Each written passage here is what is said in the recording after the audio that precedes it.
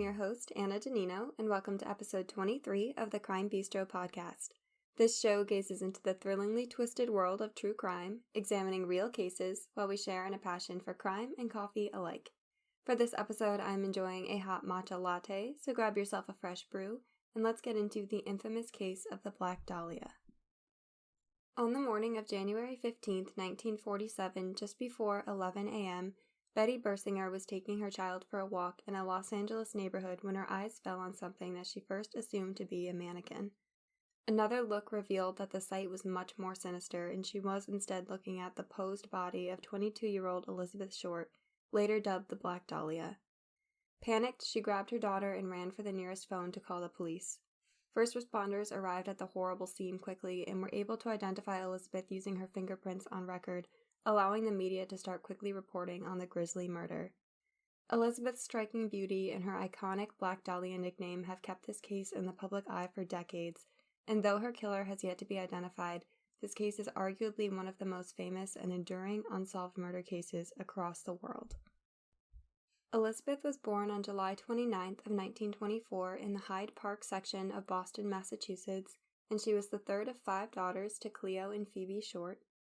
Her family relocated to Portland, Maine briefly before settling in Medford, Massachusetts, where she was brought up. Her father was a wealthy man until the stock market crash of 1929, which left him broke nearly overnight. The following year, his car was found abandoned on the Charleston Bridge, and it was assumed that he had committed suicide by jumping into the river. This occurred when Elizabeth was only 5 years old, and her mother was left to raise the 5 children on her own.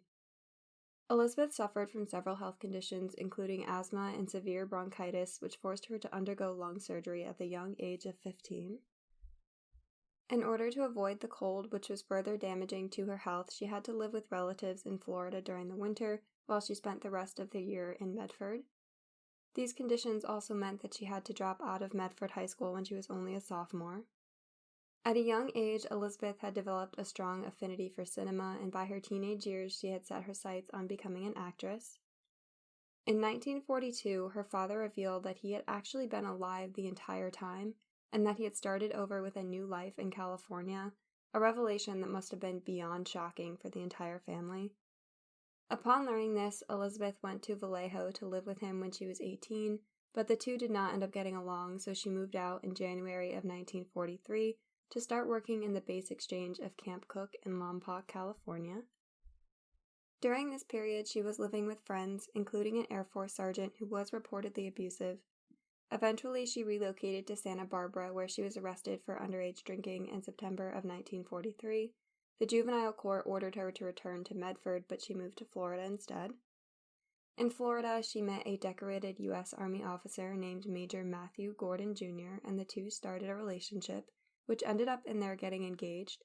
Unfortunately, however, he passed away in an airplane crash in August of 1945, just before the end of World War II.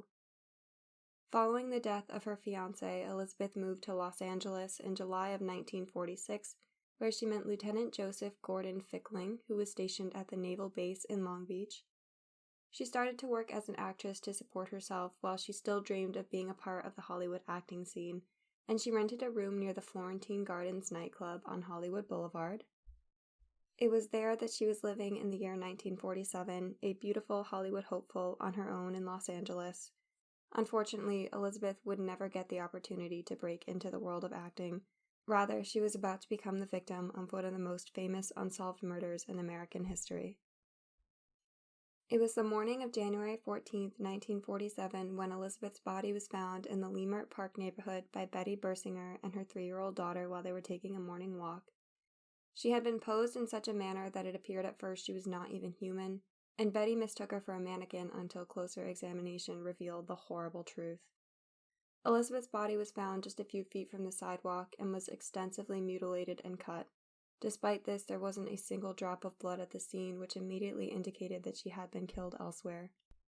She was discovered in horrific condition, and I will provide a warning here. I'm not going to go into great detail, but it is quite the disturbing picture. Her body was naked and had been cut in half at the waist, and her blood had been drained. Her face had been cut from the corners of her mouth to her ears, creating what's known as a Glasgow smile. There were numerous cuts and bruises on her breast and thighs because entire sections of skin had been removed, She also had some organs removed and her head had been badly beaten. The autopsy showed that she had ultimately died due to her lacerations and a hemorrhage on her head from the blows to her face, and her time of death was estimated to be during the late evening of July 14th to early morning of July 15th. Near her body, detectives found a heel print and a cement sack with traces of blood, presumably that had been used to transport her body to the lot after she was killed. The investigation was led by the Los Angeles Police Department, who asked the FBI for assistance on the case. It was able to identify her body within only 56 minutes after receiving blurred fingerprints via sound photo, which was a primitive fax machine that was used by news services.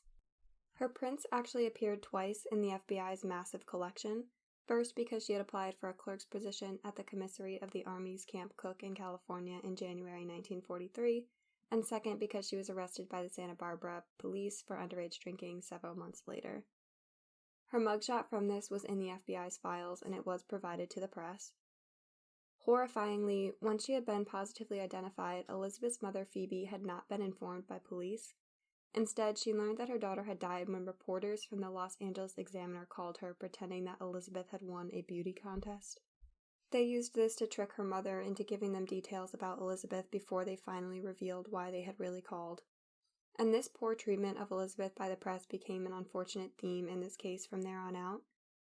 Elizabeth was given the now famous name the Black Dahlia by the press for her rumored penchant for sheer black clothing, and for the Blue Dahlia movie that was out at the time. As the media dove further into Elizabeth's life, they started to brand her as a sexual deviant, and it wasn't just the press. One police report read, quote, "This victim knew at least 25 men at the time of her death, and at least 25 men had been seen with her in the 60 days preceding her death. She was a known teaser of men," end quote. She was completely defamed in the media, and rumors were spread that she was a prostitute, and some claimed that she liked to tease men because she was a lesbian. Note that of course it is important for the police to understand who was in Elizabeth's life at the time of her death, but referring to her in this way is completely unacceptable, and it draws focus away from what is actually important, which is catching her killer. The media's treatment of Elizabeth is incredibly sad, and though in true crime cases public awareness is always crucial, there is absolutely no excuse and no justification for how she was portrayed as a victim. The sensation that surrounded this case did not help the investigation at all, and shortly after the murder occurred, close to 50 men and women went to the LAPD claiming to be her killer. Detective Brian Carr, who worked on the Black Dahlia case, has said, quote, "The case itself took on a life of its own. Early on, I think for 2 months, it was front page news in all the local papers every day," end quote. The disturbing details of this case fascinated the public, and at the same time, tabloids had become seemingly obsessed with painting Elizabeth as overly sexual and promiscuous.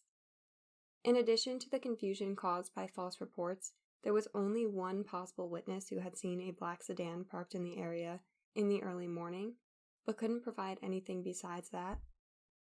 Early suspicions by the police were that the murderer may have had skills in dissection and surgery because her body had been so cleanly cut and drained of blood. Based on this, the FBI actually investigated a group of students at the University of Southern California Medical School in mid-February of 1947. However, this did not lead to anything significant. The investigation, of course, looked into the days leading up to Elizabeth's death and found that on January 9th of 1947, 5 days prior, she had returned to LA after a trip south to San Diego with a man named Robert Manley. Robert told police that he had picked her up on January 8th and taken her to the Biltmore Hotel in downtown LA, and she was seen there by hotel workers while she was talking on a payphone. Some people even reported seeing her about a half-mile away from the Biltmore at the Crown Gill Cocktail Lounge that same evening. Initially, Manley seemed an obvious suspect. However, he had returned to San Diego before her death, and he was able to pass a polygraph.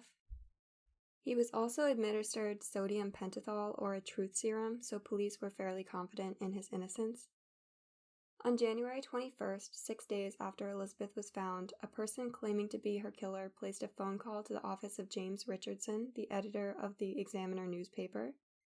The caller taunted the newspaper editor and said that he would send over some, quote, souvenirs that would prove they were the real killer. 3 days later, on January 24th, a suspicious envelope addressed to the Los Angeles Examiner was noticed by a U.S. postal worker. This letter had been addressed using letters that were individually cut out and pasted to the envelope, and the front of it read, quote, "Here is Dahlia's belongings, letter to follow," end quote. Inside that envelope, the postal workers found Elizabeth's birth certificate, business cards, photographs, and an address book with the name Mark Hansen on the cover. The envelope had been carefully cleaned using gasoline, similar to how Elizabeth's body was found, and this was done as a technique to hide fingerprints. The same day that this envelope was received, a handbag and a black suede shoe was reported to have been seen on a garbage can very near to where her body was found. On January 26th, another letter arrived. This was a handwritten note that read, quote, "Here it is. Turning in Wednesday, January 29th, 10 a.m. Had my fun at police. Black Dahlia, Avenger," end quote. This letter included a meeting time and place, so police were there on January 29th, but the author never arrived. Afterwards, another note was made with cut and pasted letters and sent to the examiner reading, quote, "Have changed my mind. You would not give me a square deal. Dahlia killing was justified," end quote. And this letter had also been wiped with gasoline. Police did interview Mark Hansen since his name was on Elizabeth's address book, and in the coming weeks they would interview over 150 men, still naming no suspects. And at this point, over 750 investigators from the LAPD and other police departments had worked on the case, and City Councilman Lloyd David had even offered a $10,000 reward for information, which today would be worth over $100,000. The months after Elizabeth's death continued on without any viable leads, and by the spring of 1947 her case officially became cold, and that is how it would remain. John Douglas, a retired FBI special agent, is one of the FBI's first criminal profilers who was assigned to the case, and he created a profile for Elizabeth's killer. He believed this to be someone who knew Elizabeth well at the time of her murder, rather than a random act of violence. Douglas believed that this individual wanted the world to see who Elizabeth was, and that he felt she had wronged him in some way. This investigation overall has yielded over 150 potential suspects who were interviewed and over 500 confessions, and no charges have ever been filed. However, among all the saturation in this case, some suspects have made their way to the forefront. One such person was made famous in relation to the case when in 2017, British author Pugh Eatwell announced that she had solved the case and published a book titled Black Dahlia, Red Rose: The Crime, Corruption, and Cover-Up of America's Greatest Unsolved Murder. She claimed that the killer was a man named Leslie Dillon, who was briefly considered the prime suspect by police but ultimately found to be innocent. Dillon worked as a bellhop, and Pugh Eatwell believes that he murdered Elizabeth under order from Mark Hansen, the man whose name was on the address book with her belongings. Hansen was a local nightclub and movie theater owner who had worked with Leslie Dillon in the past. Hansen himself was also a suspect for a time, but he claimed he had given the address book to Elizabeth as a gift. Allegedly, Elizabeth had stayed with Hansen for a few nights and had spoken with him over the phone on January 8th. Eatwell believes that Hansen was in love with Elizabeth, and when she denied his advances, he called on Dillon to, quote, take care of her, end quote. The interesting point to consider here is that Leslie Dillon had worked as a mortician's assistant, where he would have learned how to drain the blood from a body. He also knew details of the crime that hadn't been released to the public according to police records. He knew that Elizabeth had a rose tattoo on her thigh that had been cut out. Dillon also claimed to be an aspiring crime writer, and he told authorities that he was writing a book about the case, but this never panned out. Pugh Eatwell's other major discovery was a crime scene found at a local motel, the Astor Motel. She found a report by the owner Henry Hoffman that on the morning of January 15th, he walked into one of his cabins to discover it, quote, covered in blood and fecal matter, end quote. In another cabin, he found women's clothes wrapped in brown paper, also stained with blood. Instead of reporting this, Hoffman just cleaned up the scene since he had been arrested for domestic violence only 4 days earlier and did not want another interaction with police. Eyewitness reports are uncorroborated here, but they do claim that a woman resembling Elizabeth was seen at the motel shortly before the murder, so it is possible that this was the actual crime scene. Another popular theory in this case connects Elizabeth's death to a series of murders that took place in Cleveland, Ohio between 1934 and 1938 in the Kingsbury Run district. These were famously known as the Cleveland Torso Killings, as most of the bodies had been dismembered similar to the way Elizabeth's was. The victims of this serial killer were all drifters and sex workers, which propelled this theory since Elizabeth was undeservingly portrayed as so in the media. However, the mutilations that accompanied the torso killings were just as surgically precise as what had been done to Elizabeth's body, which is the most compelling detail to this theory. Other details include the murder weapon that was used, which was a butcher knife, as well as the attempts to clean the body after death. There were also rope burns found on Elizabeth's body that matched several victims of the Cleveland killer, and all the bodies had been manipulated into suggestive positions as she was. Since the Cleveland torso killings remain unsolved, there is currently no way to verify this theory or even to really begin investigating it properly. This case hit headlines in a big way in 2013 when an article published in the San Bernardino Sun detailed an investigation conducted by retired police sergeant Paul Dosty, author Steve Hodel, and a police dog named Buster. According to the article, they uncovered incriminating evidence against Steve Hodel's father, Dr. George Hill Hodel, who Steve has long believed to be Elizabeth's killer. A soil sample taken from his property that tested positive for decomposed human remains was this piece of evidence. After his father passed away in 1999, Steve was going through his belongings when he noticed 2 photos of a woman who had a striking resemblance to Elizabeth, which is when he started his own investigation. These photos have been reviewed many times by experts, and no one has ever been able to conclusively decide if she was the woman in them. He pored over newspaper archives and witness interviews, and even filed a Freedom of Information Act to obtain the FBI's case files. He had a handwriting expert compare samples of his father's writing to the letters sent by the alleged killer, and the analysis showed there was a strong possibility of a match but was officially inconclusive. The most damning piece of evidence was that George Hodel had been a doctor. Elizabeth's body had been cut in a way that was consistent with a hemicorporectomy, which is a surgical procedure that cuts the body in half beneath the lumbar spine, and when Hodel was attending medical school in the 1930s, that procedure was being taught. Steve also went through his father's archives at UCLA, where he discovered a folder of receipts for contracting work on his childhood home, the most notable being a receipt dated a few days before the murder for a large bag of concrete, the same size and brand as the one found near the crime scene. Hodel was able to collect enough evidence to compile into a best-selling book titled The Black Dahlia Avenger, The True Story. Steve Lopez, a columnist from the Los Angeles Times, requested police files from the case to fact-check this book, where he discovered a short list of main suspects written shortly after the murder, and George Hodel was on that list.